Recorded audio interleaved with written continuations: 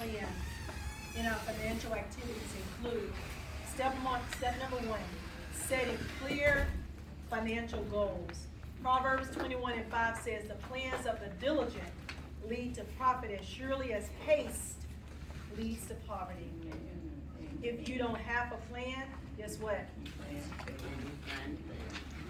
It's really that simple. There's no success in view for you. Goals can include paying off debt, saving for retirement, building an emergency fund, buying a home, saving for a vacation, starting a business, feeling financially secure. Y'all, that feels great to know that you don't have to worry about the debt that you're snowed up under, right? Yes. Building generational wealth.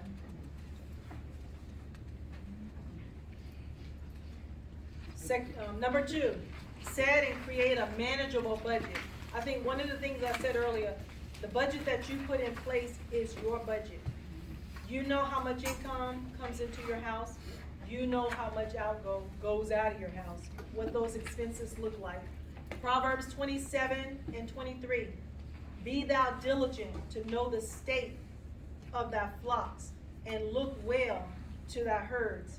A plan that helps you get better organized with your money, and it shows you a picture of where you spend your money and how much of it you can either save or invest. A list of things to include in your budget: housing expenses, your rent, your mortgage payment, your utilities, your clothing, medical and healthcare expenses, insurance, household expenses, transportation expenses, food expenses, taxes. Your budget, I think I included a budget in everybody's packet. If y'all don't have a budget, make sure I get your emails, because I'll send you a blank budget. If you don't currently operate using a budget, please let me know. That's the area that I specialize in, is helping create budgets. Step 3, start or review your emergency fund. Matthew 25:1-13, the wise and the foolish virgin. Y'all know about them, right? What happened to the wise?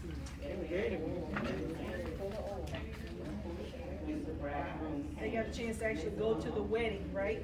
They actually went to the wedding. I mean, let me pause right here. Who prepares, gets dressed, and looks really good to go to a wedding, but you can't get in because you ain't got no oil? You dressed all the way up, but you can't even get in the door. That's what happened in this parable. The wise, they went in and they saw the marriage. The foolish, they had to stand outside and wait for it all to be over. Now, some people like that because they like the what do you call not the repast? That's the funeral. The after party, the reception. They love the reception. You know, some people like that, but most of us want to go so we can see the beautiful bride, and we want to see the groom. And sometimes we want to hear what the preacher will say too. An emergency fund is money set aside to cover the financial surprises life throws your way. It may include, but is not limited to, surprises like losing your job, medical or dental emergencies, home repairs that you did not prepare for, trouble with your car, unplanned travel expenses. There are multiple ways people tend to pay for emergencies or those unexpected expenses. Like what? What's one of the ways y'all pay for an emergency? Pull out their credit card. Payday loans. I wanted to throw that one in. Do y'all see what the rate is? If any of you have gone to a payday loan place, you're paying about 391% in interest. 391%, up to 600% in some states. I don't know if I put, let me see if I got my next chart, my next graph. Yeah. Payday loans cost more where laws allow higher rates. Some places, Florida, there's a cap. Alabama, there's a cap. Texas, y'all, there's no cap. If Texas want to charge you 600%, they can do that. If they want to charge you 1,000, 200%, they can do that. There is no cap on how much interest they can charge you. If you borrow $100, they can charge you $200 to pay that back. $230 to pay that back, because there's no cap. Many times we don't see the hidden cost because we find ourselves in emergencies and we gotta have it right then, at whatever cost. Be careful. Don't be gullible. Don't be taken advantage of. These places know. How many of payday loan places do you see in, and I'm just throwing out the Birmingham area, in Mountain Brook? How many do you see in Liberty Park? Y'all, I'm talking. If you go to Forestdale, one on every corner. Exactly. If you go to Ensley, one on every corner. And in some parts of Hoover is there too. It's in some parts. Some parts. But not- but in every part But of the it's- black community, you're gonna Because find. that's where they're moving to. I live in Adamsville, going down Forestdale, 78, Arkadelphia, 78. I know there's 6 minimum on one side of the street. Right. I don't even know how many on the other side. And I keep going past. Now, I know that there's sometimes you're gonna find yourself in a situation where you need some money. That's why I keep preaching this message. Have an emergency fund. Now, the questions that you're asking me is, Sybil, I don't have money sometimes to put gas in my car. Do you ever buy out? Do you overspend when you go to the grocery store? I'm guilty of that one all the time. I go in the grocery store for hot dogs. I come out with hot dogs and buns and relish and mustard and ketchup. And I got ketchup and mustard and relish already, but just in case I get home and I don't have none, I know I got it. And I go and pick it up anyway. And then guess what I do with it, Clarence? I put it in the closet where the rest of the canned goods at. Daryl looked in there the other day and hit his foot because I got too many in the closet. I gotta get rid of some of this stuff because we hoard all these things. And so when we find ourselves in that dire strait, take $2 or $3 and put it aside. I'm reminded of what the principle that I'm constantly telling people. 10% goes to the kingdom. 10% goes into my savings. 80% takes care of the necessary responsibilities of my house. Now, there are some people that can do 50-50. I'm not there yet. I'm still a work in progress. That's why I tell this story, because God is still working to get me to where I'm supposed to be. But I'm faithful, and I thank God that He has allowed us to stay that direction. 10% to savings, 10% to save to the kingdom, and then 80% goes into my household. If I don't have with that 80%, I go lacking, y'all. I go lacking. I don't go back to that earlier slide where I said I give to the Lord and I regret. I don't go back and take it. He's not an Indian giver to me, and I don't want to be an Indian giver to Him because it all belongs to Him. And so I'm thankful. So I left this up for just a little bit longer because I wanted us to see the advantage people are taking on those of us that stand in need. Let's not be their test subjects. Let's stop this. Step 4, take out or review your life insurance policy. I think, Sister White, you asked about how often do we need to review. The life insurance, I'm going to say, is one that we need to have a periodic review on. Philippians 2 and 4, not looking to your own interest, but each of you to the interest of the others. Insurance has a lot to do with stewardship. As God's people, above all, we have to be longing for heaven. Insurance is a way for us to display a selfless mentality in caring for the people God has placed in our lives. Our children didn't ask to be here. We have a responsibility to take care of them. Now, does that mean we give them everything and have nothing? Doesn't mean that at all. But we ought to want to leave something for them. so that they don't have the burden of taking care of us in our passing. Different types of insurance. You got life insurance. It's used to give heirs an inheritance or as money for your funeral expenses upon your death. Health insurance covers medical expenses. Car insurance covers car repairs and medical expenses should you be involved in an accident. Professional liability insurance covers legal expenses if the insured is accused of or found responsible for damages due to error or carelessness. Mortgage insurance, it covers your home. Long-term care insurance covers you as you age and your need for care increases. Even mentally, physically, you need long-term care insurance. And I think later on I'm going to talk about the fact that you don't want to get long-term care insurance when you're in your 20s and 30s. You can, but it is not highly recommended. As you age, you want to get it before you turn 80 though. I will say that. It's important to talk about insurance because the mortality rate increases exponentially. Guess what, y'all? Just as sure as we're born. Yeah, I used to think that was a joke, but that is true.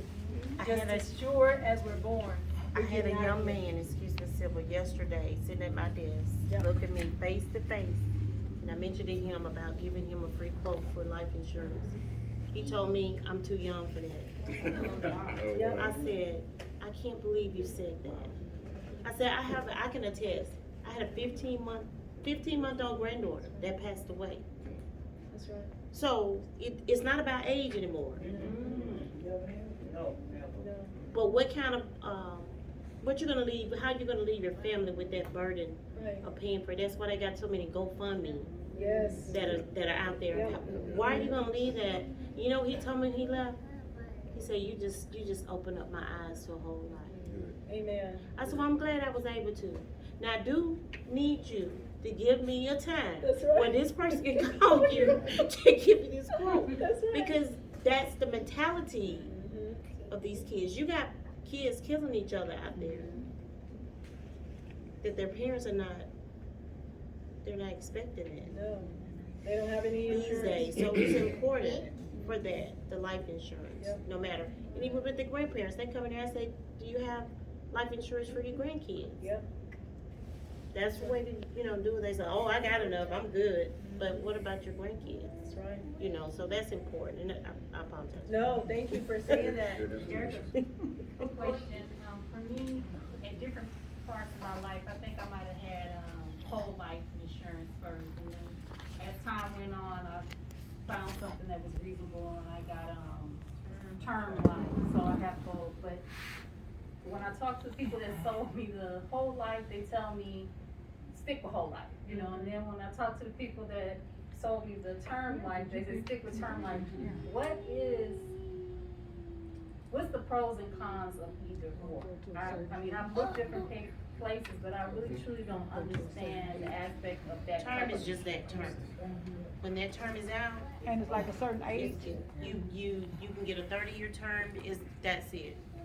Now it may be more expensive later on for you to get insurance at that point. So whole life it's not going to change, but you can borrow against the whole life because it's building up cash value. I think what I bought into for the term life, I didn't get it till late in life, later. And so when I started adding on, let's say 30 years, or 35 years, however, I said, well, most likely, by God's grace, I want quality of life, but the chances are we're leaving here much earlier than our grandparents did. But, so whole life is something that never changes in the term life. That's why it's good to keep it. And it's good to have both. Yes, I will both of continue to them, say yes. that. It's okay to have both. Can I come in on that as well? Because I get that question a lot. I think one easy way to look at it is when you think of term, think of temporary. Whereas whole life, think of it as permanent or lasting. So when you're young, generally term is going to be the best way to go because of, say, your budget, and you're able to get more for the dollar. Temporary things would be like paying off your mortgage, paying off your college education for your kids and things like that. When those things are done, then the term life generally isn't as necessary because, you know, these are big things that you want to actually handle. But estate planning, you know, your final expenses, things that are going to be there for the rest of your life, that is something that term or universal life is going to actually be there for. It's good to have a mix, but understand that term is going to always go up over some period, either every year, every 5 years, 10 years, because you're doing it for a term of time. So that is a good way to think of it. And that sort of helps you to separate the two and know where to place it in your portfolio. Thank you. Anybody else? Thank you so much. Going back to something you said, Erica, that first point, life expectancy for the US population in 2020 was 77 years old, which was a decrease of 1.8 years from 2019, which was 78.8, where people were living to be 78. In 2020, they're only living to be 77. So you're right, our life expectancy is decreasing as we age. In 16.8% of deaths, death rate increased from 715 per 100,000 people to 835 in 2020. That was based on their age. 9 of the 10 leading causes of death in 2020 were heart disease, cancer, COVID, unintentional injuries or accidents as we call them, strokes, chronic lower respiratory diseases, Alzheimer's, diabetes, flu, pneumonia, and kidney disease. Those were the 10 leading causes of death. Now those are not the only causes, but those were the leading causes. That's what had the numbers up the highest. In 2020, in 2021, I think many people in the world thought the only thing that killed people was what? COVID. And it wasn't. All of the diseases that we have in our world are still present, and were still present then. For some reason, they got on the back burner in our minds because the media pushed COVID, COVID, COVID. If you were eating pork and you have high blood pressure then, yeah, they did say that you died from COVID, but we know that it was hypertension. The 10 leading causes of death accounted for 74% of all deaths in the United States in 2020. The other 26 were caused by other reasons. Types of insurance. I think this is one of the things you were asking. You got auto insurance, it covers your automobile. Everybody that has a car is supposed to what? Have insurance. If you don't have insurance, you're gonna be paying a whole lot more money if you're stopped. Because they're not merciful if you, homeowners insurance. It Can I helps say something about the maintain your- auto insurance, the liability part? I don't know whether y'all knew about this or not, but I found out because of firsthand experience that if you have liability, just liability insurance, and you get into an accident and it's other person's fault, and you get injured, you have also, and they're not insured, you have also uninsured motorist insurance as well, even though you just have liability, and they will pay out on that part, and that's something that I wasn't aware of, but it's on. It was just on mine. I didn't add it. I didn't ask for it. Yeah, they probably did, but you Okay. have to add, it's just a few dollars extra. Oh, okay. I didn't know because I didn't ask for it. I just needed liability insurance for my son's car, and he was in an accident, and all he said was he hit his head. Boom. Immediately, that kicked in. Even though he didn't go to the hospital or anything, but still it kicked in, and I didn't know they told me they would send me a check. I was like, okay, you know, what is it for? Yeah. Well, then they go after the other people for the money. Right. So, that's when you thank your agent, I do. because, you know, that was something that agent put on there. Okay.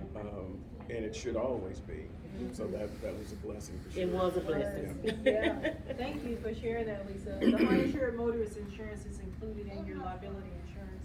That's So, for it if it's not. Yeah, Yeah. ask if you don't know if it's in there or not. Homeowners insurance, renters insurance, umbrella insurance, life insurance, health insurance, disability, long-term, all of those are insurances, and you wonder, who needs these? We all need them. We all need to be insured in some capacity. What's typically in your policy? It includes your policy number, the issue and effective date of the policy, the benefit amount, how long you're gonna be covered for. Eric, I think you asked about that term, whether it's 2-year, 4-year, 5-year, 30-year, 10-year, the amount you're paying, also known as the premium, the deductible, that if you're involved in an accident or something happens to your home, how much do you have to come out of your pocket with first before your insurance will pay the balance? What's covered under your policy? What isn't covered under the policy? There are exclusions which apply, which can limit the death benefit within a certain time period. So if you have life insurance, but there's a stipulation in there that it doesn't pay if a person commits suicide within 2 years of getting that insurance, those are things you need to know. Or if it doesn't pay because you're a skydiver, before you take advantage of that insurance, you need to know it's not gonna cover. So there are some exclusions. Did you know, claiming the policy under the lapse policy, the policyholder loses all of his or her rights and benefits? However, if the policyholder wishes to reinstate the policy with full benefits, that's the full force of it, they can do so by paying the premiums that were due, the penalty that the insurance company has caused. You can reinstate that insurance. I was not aware. I was thinking once it lapsed, that was the end of it. But in doing my research, you can go back and recover that insurance. If you've had a person that's paid that insurance for 15 years or 20 years, and all of a sudden they get sick and can no longer make that payment, or they lose their job and they can't pay it, and you wanna recover that insurance, you can go back and start making those premium payments, bring it up to date, and continue to pay that insurance. And again, I got some details in there. Taxable or non-taxable, is life insurance taxable? Now, I had to throw this one in there. Life insurance payouts are usually tax-free. But if you have an estate that's worth, or it goes over $12.06 million, guess what? Your heirs are gonna have to pay some taxes. Now, you got all this money that you just got, this windfall. There's gonna be some reasons why you're gonna have to pay a tax. Your beneficiaries might pay taxes if they choose to receive the payout in installments. There's gonna be interest that's added onto it. The longer it sits in, the more interest it's gonna earn, and so you're gonna have to pay. For the most part, life insurance payouts are not taxable. Life insurance premiums are generally not tax deductible, so you can't write it off on your taxes. However, if life insurance is a business expense, premiums may be tax deductible. Life insurance premiums may also be deductible if the beneficiary is a charitable organization. So if my beneficiary, a lot of times we'll make our church the beneficiary, or we'll make a college or university the beneficiary. Then at that point, that is tax deductible. Step 5, the last step, activate your plan today. First thing you need to do is gather all of your important financial documents in one place. Maybe 2, because there's some documents you need to keep an original in a safety deposit box, but you need to keep a copy just in case you need quick access to it. Include investments, insurance, bank accounts, wills, trust, living wills, power of attorneys, deeds, birth and marriage certificates. I know when my dad passed, my mom had to go and hunt to find the marriage certificate. Married 49 years, but then certain places, Social Security is one of those people that's gonna ask for it. if you want that spousal benefit. They need to know you are married to this person. Just because you've been married and y'all both have been getting your benefits, they don't know that y'all are still married. They're not the court. So you have to provide that marriage certificate and the death certificate. Gathering these things in one place, letting your husband or wife know that you have these things is so important, and it makes their life so much easier. 2 types of assets I was talking about was tangible assets. It can be records, CDs, albums, and I had to throw my favorite people in there. Backhoes, tractors, I had to throw my lifestyle in there. I come from a farming family, and my dad was a farmer and a mechanic. Automobiles, purses, jewelry, that's my cousin Denise. Shoes, land, real estate, furniture, computers, appliances. Put those things, list them in your will. Gather those documents. Have them appraised so that you know the appraised value, or at least your loved ones know. Intangible items can be such things as patents, copyrights, licenses, stocks in companies, goodwill, which involves the merger of a company, trademarks. Not every intangible asset is something that's in physical form. I think one of the things, as we were starting the session, we talked about was our mind. Having a right, sound mind is so important and so critical. And honestly, when we talk about goodwill, it's nothing that you can touch. It's the value that company say they're assessed for. I guess I'll put it like that. This is what I believe I can get out of this company. And as a result, when they sell that over, they're willing to pay for that goodwill. Remember, everybody needs a budget or a cash flow plan. It helps you to calculate how much cash flows in and how much flows out of your household. Helps you to understand how much incoming cash you need to cover any outgoing expenses. It's your own personal guide to your finances. Before you categorize your expenses, ask yourself just a few questions. What's my income? Start with your gross. Don't start with your net. What's the gross? All your money. That's right, before taxes, and the net is after taxes. What are your priorities? What are your debts? What are your expenses? How do I do if my budget is not working? Don't ball it up and throw it away. I tell people don't do that. Take your time, go back and look at it again, and just start all over. It's okay not to reach the goal. It's okay. The importance of estate plan. This is the last thing that I just wanted to highlight. An estate plan tells your heirs and the courts how to divide up your assets. It also helps protect your loved ones from unnecessary hassle and expenses. Y'all, I found out just yesterday, going through the expense of setting up an estate, it can be anywhere from $1,000 to $3,000, or how much, Mr. Jimmer? It really depends on how big that estate is. Yeah.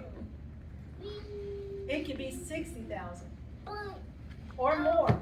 I'm throwing out small numbers, but there are some estates that are very large and the cost is very expensive. I thought about Aretha Franklin when she passed away. She died what we call intestate. She died without a will. Well, there was a will, but then I don't know if something happened with the court or if it was notarized. Ultimately, it was declared that she died without a will. And so her estate is up in limbo. Y'all know it can take a very long time to settle that. And while her estate is needing to be settled, money is being spent. It gets more and more expensive. Take inventory of your assets, those tangible and intangible. Ensure your plans for your family are set. If you have minor children, Clarence, I'm gonna go back to something you said. My wife knows what my wishes are. From experience, get it in writing. I'm telling that to everybody. Yep. We knew what my dad's wishes were. But once my dad passes away, there's fussing, there's fighting, there's pulling, there's the tug of war going on. We should be able to come together and grieve and celebrate the life of the one that's gone on.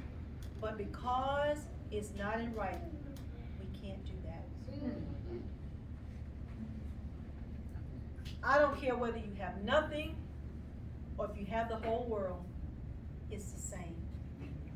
There's fussing, there's fighting, there's animosity that goes on. No matter what it is, get it in writing. I'm gonna stress again, the documents that you need. You need a will.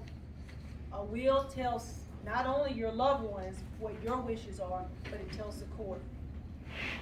Get a power of attorney. A power of attorney document is a document that you get while you are alive. When you die, the power of attorney dies as well. In the event that you can no longer take care of yourself, in 2020, my uncle had a stroke. In 2017, he had total reconstructive spine surgery. I got the power of attorney then. He was able to talk to me at 17, 18, 19, 20. He could no longer speak a word to me. I need to know what his wishes are. Y'all, it's an awful position to be in, to have to determine what you do, whether you take them off of life support, whether you keep them on life support, whether they get the vaccination, whether they not get the vaccination, whether they get the flu shot, whether they not get the flu shot. As a power of attorney, those are decisions you have to make. A healthcare directive helps you not to have to make those type decisions because you know what the wishes are of that person. And the medical professionals know what those wishes are. And all you do is hand that document over to them. Those are important documents. Each one of us need to have. God forbid, again, we get in a car accident, headed home, and we don't have those documents in place, and our spouses, our friends, our siblings, our children have to make those decisions for us. It's not an easy decision to make. It wasn't an easy decision when Uncle Herbert had the stroke for me to jump in and make those decisions. It was, and it's still not easy. But I know somebody has to do it. And it helps to have papers in place that help you make those decisions better on that person's behalf. Make sure you have a will, a POA, an advanced health directive. If you do nothing else in planning your estate, at least create a will so that you don't die intestate and leave the decision to the courts. I've already said it, y'all. It's expensive and it's heartbreaking. Any questions? I just need to know a feel for this. If anybody got questions or any reservations, anybody still saying in this session today, I'm never gonna get a will. I don't care if I don't leave anything to my children. It's the least of my worries. I'm gone. I'm out of here. That's a selfish decision to make. If God put us in each other's lives, He did it for a reason. And we have a responsibility. Thank y'all.